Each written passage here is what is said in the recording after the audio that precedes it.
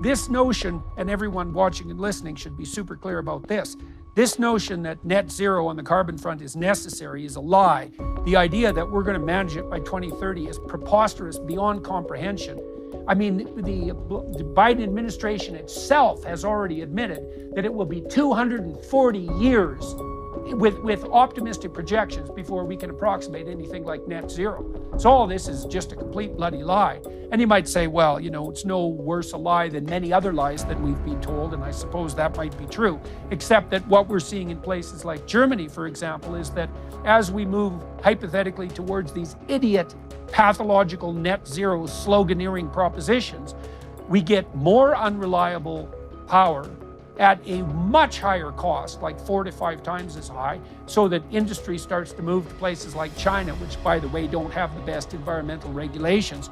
And it's made Germany hyper-reliant on Russia. And more to the point, even on the environmental front, is there's no evidence whatsoever that what Germany has done while they've devastated their reliable sources of power has improved the environment one bit.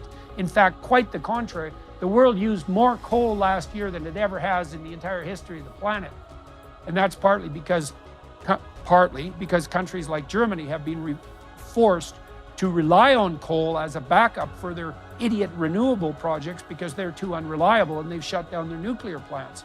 So anybody who's listening who thinks, well, you know, maybe the environmentalists are going too far, but coal should be off the table. It's like, you simply don't know what the hell you're talking about. It's also the case that for many people around the world, especially in developing nations, coal is a hell of a lot better and a lot less polluting than wood. And the option isn't coal or nothing, or coal or liquid natural gas or nuclear. In many developing countries, the option is coal or wood or dung, which is, you know, one of the world's lower quality sources of energy, let's say. So the reason I'm on this rant is because I want to make sure that everybody who's listening knows perfectly well that even by the standards of the environmentalists themselves, this ESG movement, especially combined with net zero, is not only not going to work, it's not going to work. There's not a chance it'll work. It will absolutely make things worse on the environmental front, as well as propelling a lot of people into poverty, undermining the stability that we take for granted on the industrial front, make power more unreliable, and also tilt the world towards dependence on, well, dictatorial sources of power like an energy like obtained in Russia at the moment. Well, and I'm really glad you bring up the issue of poverty, because American energy around the world has done more for human flourishing than any other sector, right? You take away a country, including coal. If you take away a country's ability to produce coal, natural gas, oil, you can. A great case study would be to look at the country of Sri Lanka and what developed last summer, right? Where they didn't even have gas to cook on little stoves in their homes because of the federal regulations that had been implemented that were pushed down on the people. They couldn't pay for gas for their cars. It's an island nation, and it was an absolute disaster. So we know that this is, and how that translates here. There was actually a video that came out just, I think, today on Fox News with the National Home Builders Association talking about a proposition that's being voted on in the Bay Area of California, where they're trying to basically say no more gas stoves, no more gas hot water heaters, no more gas, anything. And the Home Builders Association are basically saying, look, that's going to drive prices so high that the homeless problem is going to increase.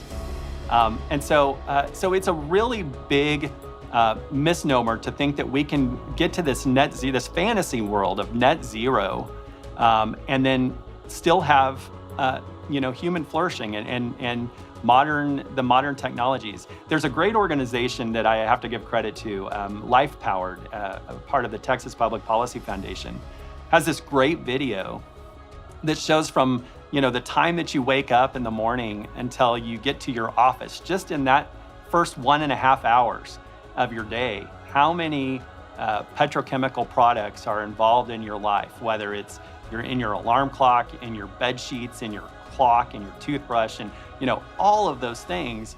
And so this idea that we would somehow, you know, I think this is where the struggle really is for these treasurers and auditors, is we have companies like BlackRock, like State Street, who are actively saying and actively encouraging the companies that they invest in that they want this you know, this net zero by a certain date, and they want that for America.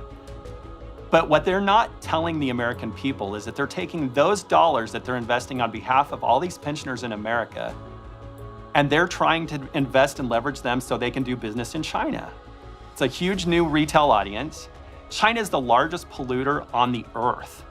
They have 5 times the number of coal-fired power plants than America does. We had about 225 in 2021. They have about 1,118, I believe. Well, I think I've read that China is planning to build more coal plants than there are coal plants in the world.